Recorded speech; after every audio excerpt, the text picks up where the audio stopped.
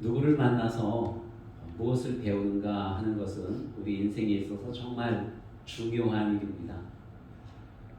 가장 중요한 게 정말 누구를 만나는가 하는 것 같아요. 그리고 무엇을 배우는가 하는 것입니다. 왜냐하면 그것이 우리의 인생을 결정짓기 때문에 그래요. 옛날에 곽선희 목사님이 그런 말씀을 하셨어요. 최고는 최고의 스승으로부터 나온다. 이렇게 말씀을 하셨습니다. 스승이 좋아야 좋은 제자들이 나온다는 거예요. 정말 훌륭한 인물은 그 뒤에 반드시 좋은 스승이 있다고 하는 것입니다. 어떤 스승을 만나는가 하는 것은 정말로 중요한 일입니다. 특히 학생들이 어떤 선생님을 만나는가 하는 것은 정말 중요한 일인 것 같아요. 그 선생님의 가치관이나 그 선생님의 가치관, 그리고 그 선생님의 마음, 가르침, 지식, 인생관, 이러한 것들을 우리 자녀들이 선생님에게 배우기 때문입니다. 요즘은 아이들이 공부를 좀 더 잘하기 위해서 과외 수업을 하는데요. 이 과외 수업을 할 때 그때 선생님 또한 굉장히 중요해요.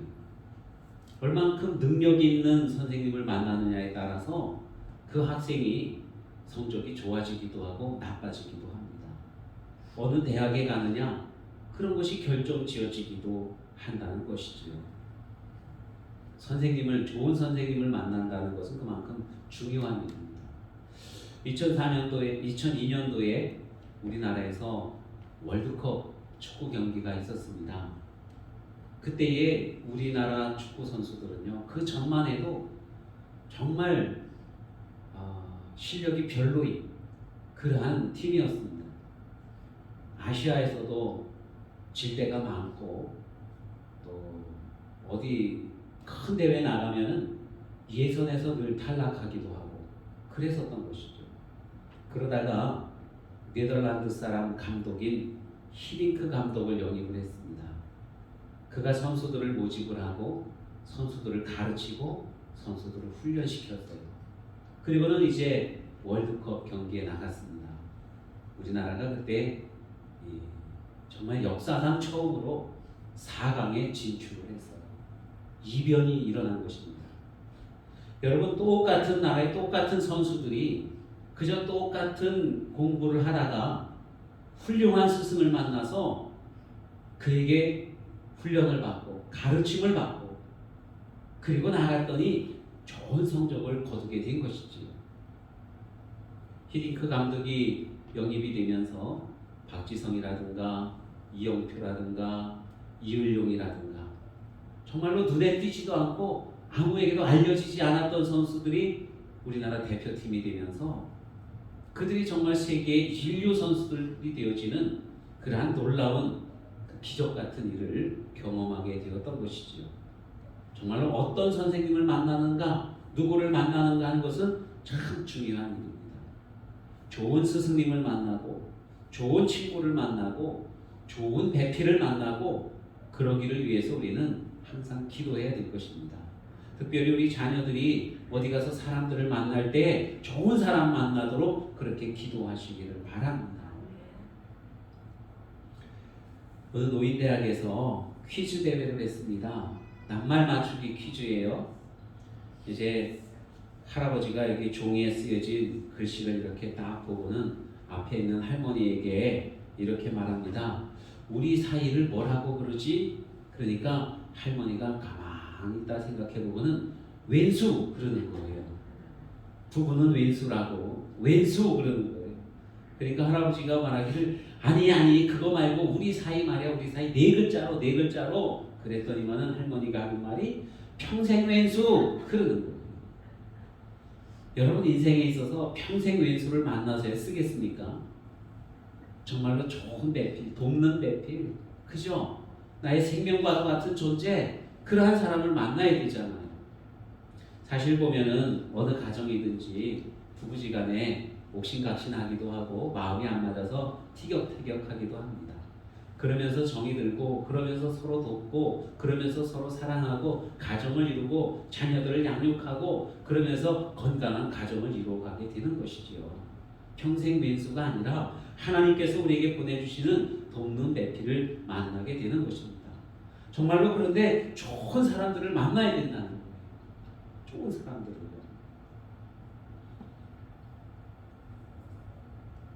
예수님께서 제자들을 부르십니다. 예수님의 제자가 12명인데 그들을 부르실 때에 여러분 예수님이 제자를 부르시는 것은 제자들이 저요 저요 이렇게 지원을 해서 예수님이 제자가 된 것이 아니라는 거예요. 많은 사람들 가운데에서 예수님께서 그들을 택해서 부르셨다는 것입니다.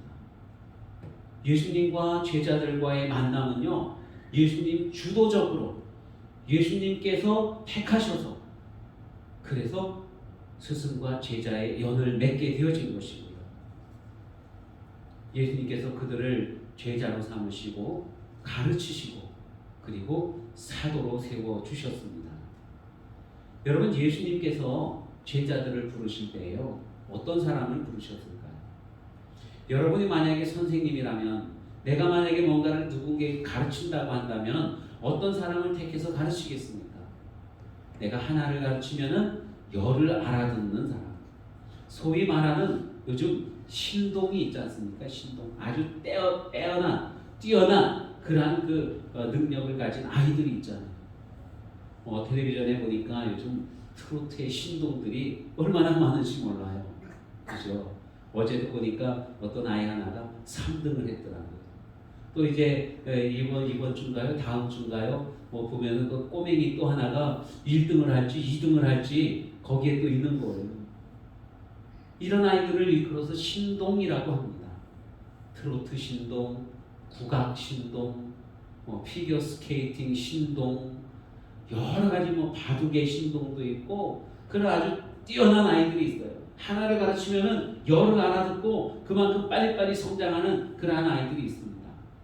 여러분 제자를 삼으려면 그런 아이들을 택해서 제자를 삼으면 얼마나 좋겠어요. 그죠? 옛날에 우리나라 피겨 선수인 그 김연아, 그 스승인 오서지, 오서 코치가 정말로 김연아 같은 제자를 만나니까 그 이름이 올라가는 거예요. 물론 그 사람도 옛날에 올림픽에서 메달리스트였는데 아무도 몰랐습니다. 사실 우리는 몰랐어요. 그런데 그가 김연아를 가르치면서 김연아가 뛰어난 실력들을 발휘하니까 이 오서라고 하는 코치가 참 훌륭한 코치구나 하는 것을 알게 되었거든요.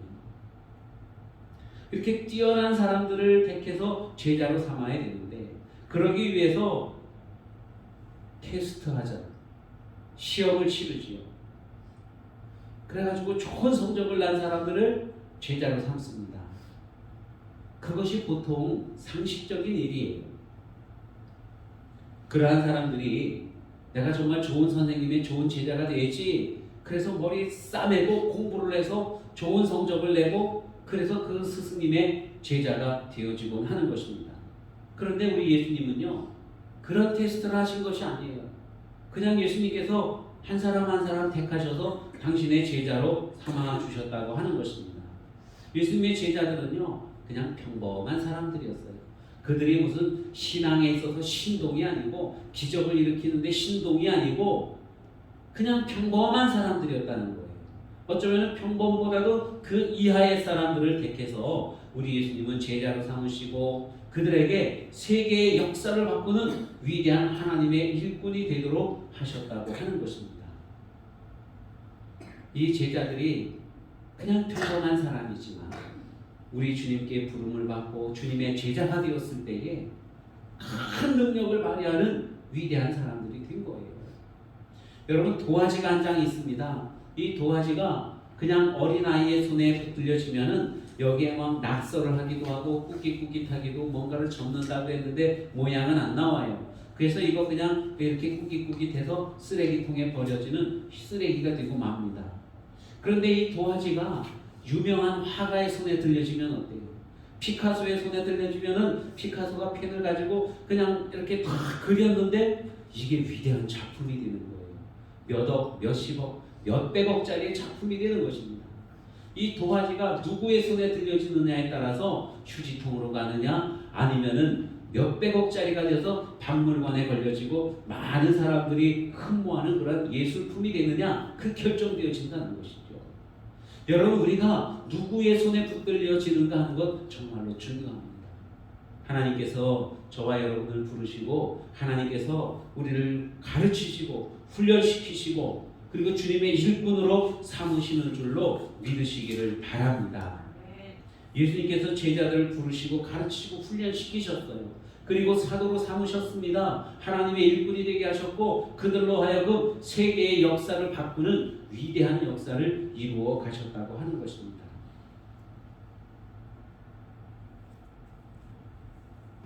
우리 그리스도인들 중에서 여러분 보면은 말씀을 잘 듣고 금방금방 변화되어지고 믿음이 잘 성장하는 그러한 성도들이 있습니다.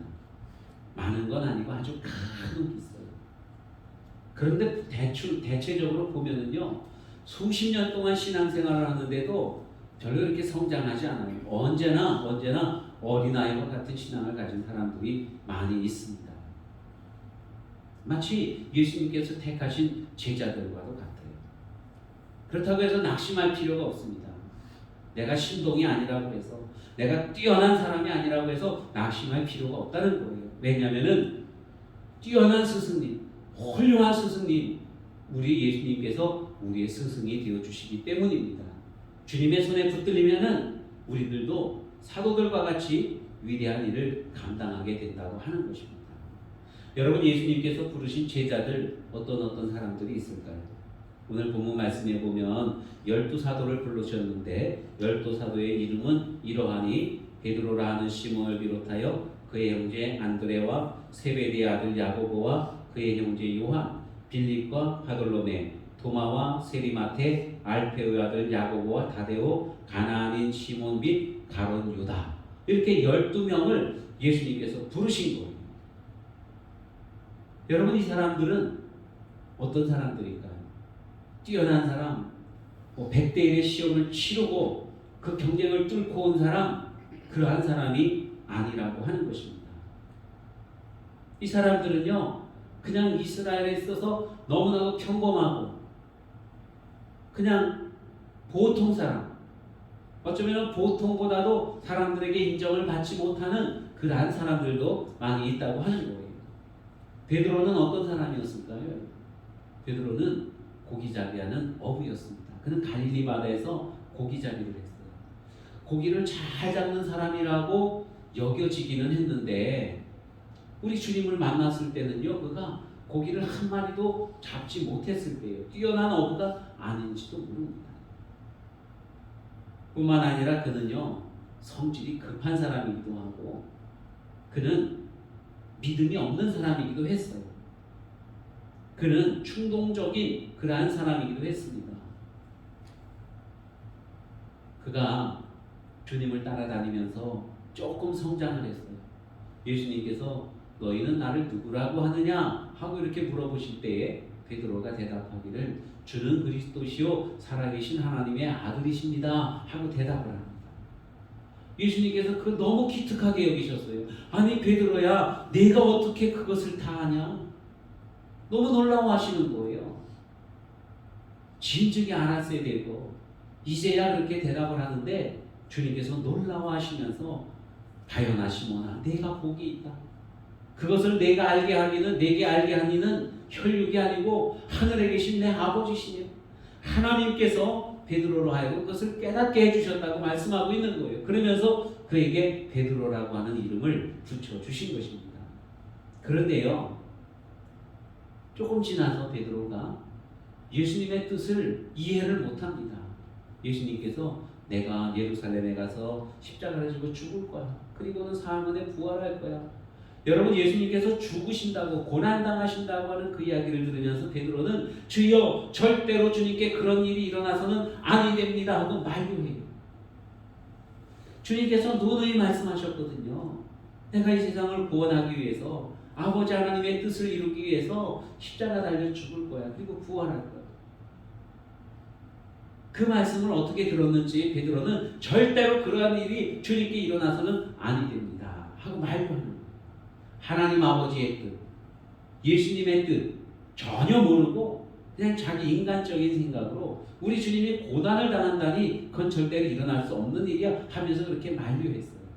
예수님께서 사탄아 내 뒤로 물러가라 하고는 그렇게 말씀하십니다. 그만큼 베드로는 예수님에 대한 이해도가 적었다는 거예요. 제자들이 배를 타고 갈릴리 바다를 건너갑니다. 한밤중이 되었는데 배가 더 앞으로 나가지 않고 풍랑이 있는 거예요. 배가 뒤집어질 것 같아요.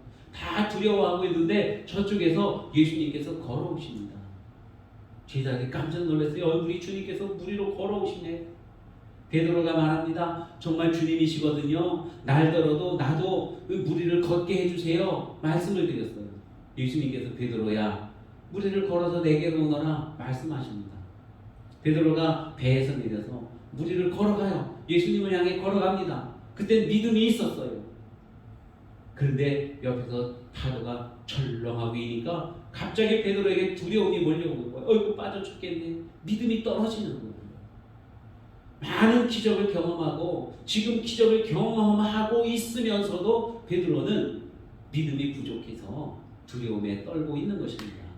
그것이 바로 베드로의 실체라고 하는 거예요. 그런데 이 베드로가 우리 주님께로부터 가르침을 받고 훈련을 받고 성령의 권능을 받고 사람이 변화되어져요. 변화되어집니다. 온전한 사람으로. 그래서 초대교회의 수장이 되는 거예요. 그가 나중에 베드로후서에서 성도들에게 이렇게 권면을 합니다. 예수 그리스도의 은혜와 그를 아는 지식에서 자라가라. 이렇게 말씀을 해요. 베드로가 경험을 했어요. 옛날에는 정말 내가 보잘것없는 어부였고 믿음도 적고 성질도 급하고 예수님을 3번이나 부인하는 정말 지질이 못난이었는데 우리 주님과 함께함으로 말미암아서 내가 이만큼 성장해서 이제는 교회의 지도자가 된 거예요. 나 같은 사람도 이렇게 성장을 했습니다. 그러니 여러분들도 예수님의 은혜 안에서 얼마든지 성장할 수 있습니다 하고 그렇게 권면하고 있는 것입니다. 여러분, 우리는 내가 배움이 적다고, 내가 가진 것이 없다고, 내가 몸이 연약하다고 그것 때문에 걱정하고 근심할 필요 없습니다. 우리 주님의 손에 붙들리기만 하면 얼마든지 쓰임받는 훌륭한 주님의 일꾼들이 되어진다고 하는 것입니다. 여러분, 야고보와 요한이 있어요. 그들의 아버지는 세베대입니다. 야고보와 요한도 어부 출신이에요. 야고보와 요한은 어떤 사람일까요? 예수님께서 예루살렘에 계시다가 이제 갈릴리 지역으로 가십니다. 가시는데 그 중간에 사마리아라고 하는 마을이 있어요. 그 마을을 지나가셔야 돼요. 예수님의 제자들이 사마리아 그 마을에 가서 우리 선생님께서 이 마을을 지나가시려고 하는데 우리 잠깐 머무를 수 있도록 어디 준비해 줄 수 있습니까? 하고 물어봤더니 사마리아 사람들이 아이고 유대인들이 뭐하러 이리 지나가요? 돌아가세요 돌아가세요. 그러면서 예수님을 맞이하지 않는 거예요. 글리 들어오시는 것을 거절하는 거예요. 아니 예수님을 거절하다니. 그러면서 이 야고보와 요한이 주님 괘씸합니다. 지금이라도 불을 내려서 그들을 확 멸해버릴까요? 하고는 그렇게 말을 해요. 야고보와 요한이 능력이 있습니까? 불을 내릴 능력이 있습니까? 없죠. 그런데 예수님의 백을 믿고 저들을 그냥 확 쓸어버릴까요? 성질이 급한 거예요. 불을 보면 참지를 못하고 이렇게 불이익을 주면은 견디지 못하고 그냥 싹 쓸어버리려고 하는 그러한 마음을 가지고 있습니다. 그래서 예수님께서 그들에게 별명을 주셨어요. 보아너게. 보아너게는 무슨 뜻이냐면은 우레의 아들이라는 뜻입니다.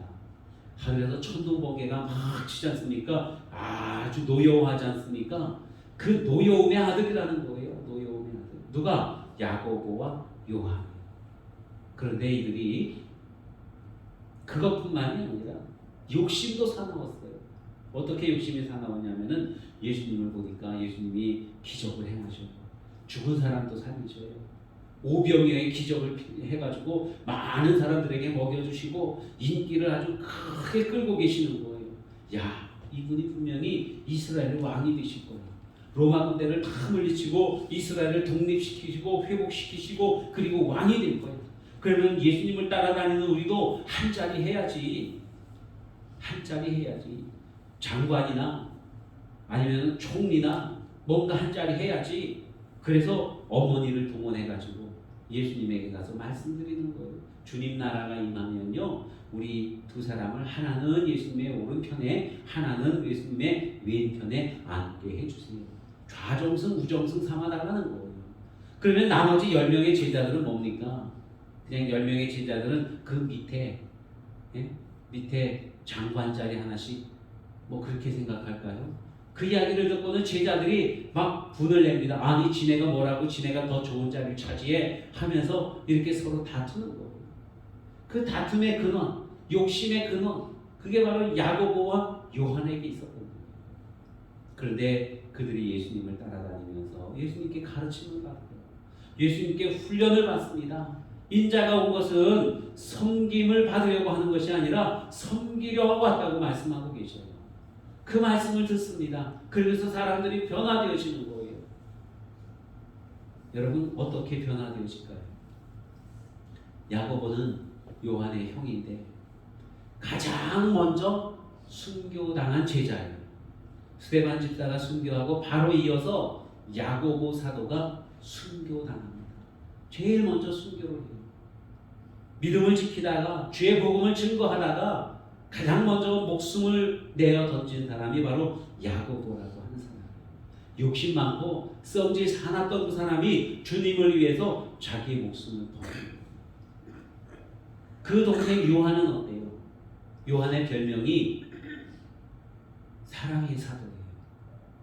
옛날에는 보안어개, 우레의 아들, 승질 더러운 놈 이랬는데 이제는 사랑이 많은 사도, 사랑의 사도예요.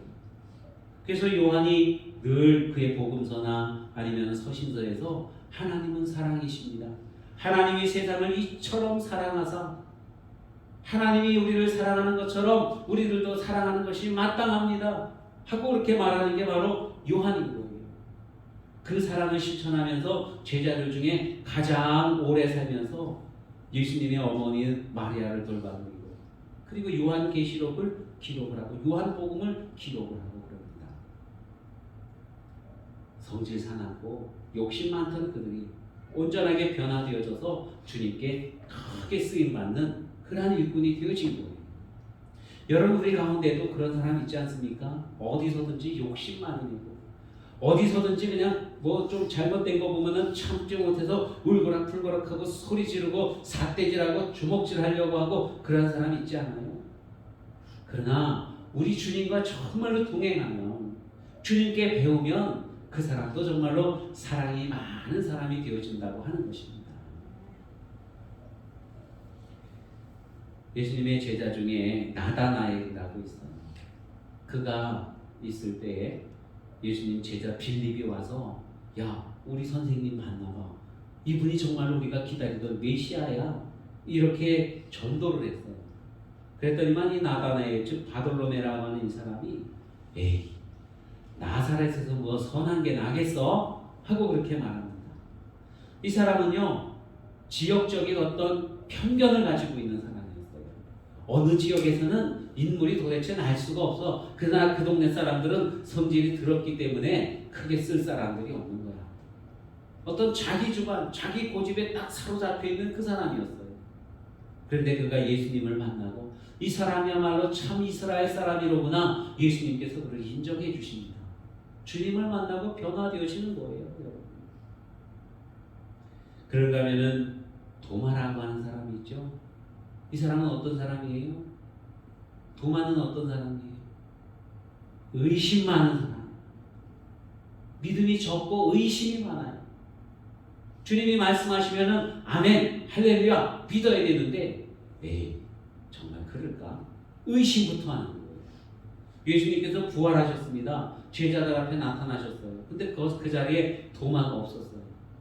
나중에 도마가 제자들 앞에 왔을 때 야 너 어디 갔었어? 예수님이 부활하셨었는데 너 찾으셨는데 에이 죽은 사람이 어떻게 살아나? 예수님이 어떻게 살아나? 믿을 수 없어.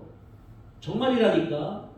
난 참 믿을 수가 없어. 내가 정말로 예수님의 그 부활하신 모습을 눈으로 확인하고 손으로 만져보고 그러기 전에는 난 믿을 수가 없어. 그렇게 말했던 사람이에요. 부활하신 예수님이 그 앞에 나타나셨습니다. 도마야, 왜 의심하냐? 자, 손가락 넣어봐. 손가락 안 넣어보고 도마가 나의 주 나의 하나님 내가 믿습니다. 믿음을 고백을 해요. 내가 의심을 했습니다. 주님 용서해 주세요. 주님께서 용서하시고 그게 훈련시키시고 가르치십니다. 성령의 권능을 주셨어요. 의심이 제일 많았던 이 도마는 믿음이 가장 굳건해져 가지고 예루살렘으로부터 가장 먼 데까지 가서 복음을 증거합니다. 그 가장 먼 데는 바로 인도예요. 인도. 이 도마가 인도에까지 와서 예수 그리스도의 복음을 증거했다고 합니다. 지금도 인도에 가면은 도마에 복음을 전했던 흔적들이 있다고 그래요.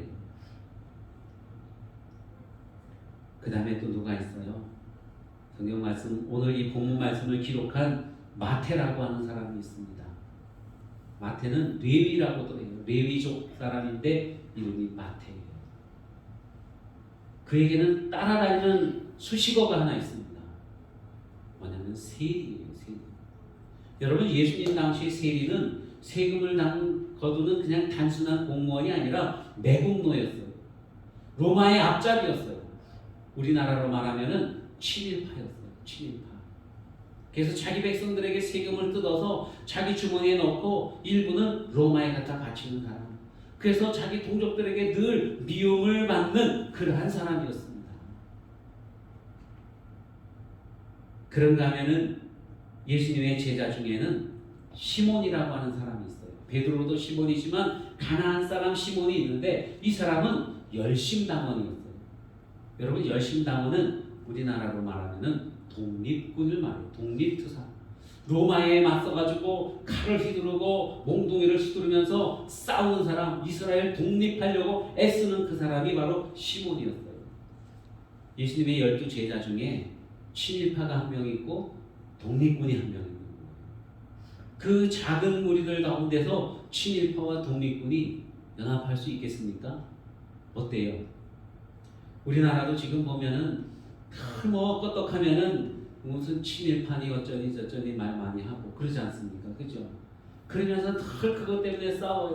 수십 년이 지나고 그런데도 싸우고 있어요. 그것 때문에. 근데 예수님의 제자 중에 12명의 제자 중에 한 사람은 친일파고 한 사람은 독립군인 거예요. 그들이 어떻게 될까요? 어떻게? 예수님께서 말씀으로 가르치시고 훈련시키시고 성령을 부어주셨더니 이 사람들이 다 주님 안에서 하나의 목적, 하나의 뜻을 가지고 하나를 이루어가는 그러한 주님의 사도들이 되었다고 하는 것입니다. 마태는 이 마태복음을 기록하면서 자기 자신을 그렇게 말하는 거예요. 사도 마태, 이게 아니라 세리 마태 이렇게 말해요. 나는 세리예요. 나는 죄인이에요. 스스로를 그렇게 표현을 하는 거예요. 자기 비하, 겸손히 낮아지는 거예요. 맞아요. 나는 친일파였습니다. 이렇게 고백하는 거예요.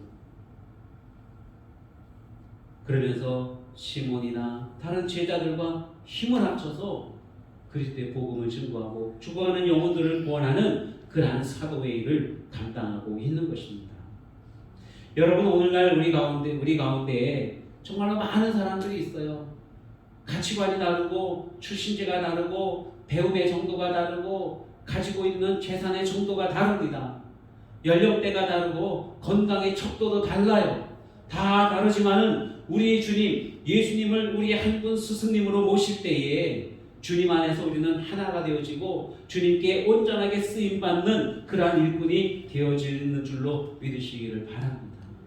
다 달라도 괜찮아요. 주님 안에서 하나가 되어지는 것이 정말로 중요합니다. 이와 같이 예수님께서 부르신 제자들은 하나같이 부족한 제자들이에요. 뛰어난 사람이 없어요. 능력이 뛰어난 사람이 없었습니다.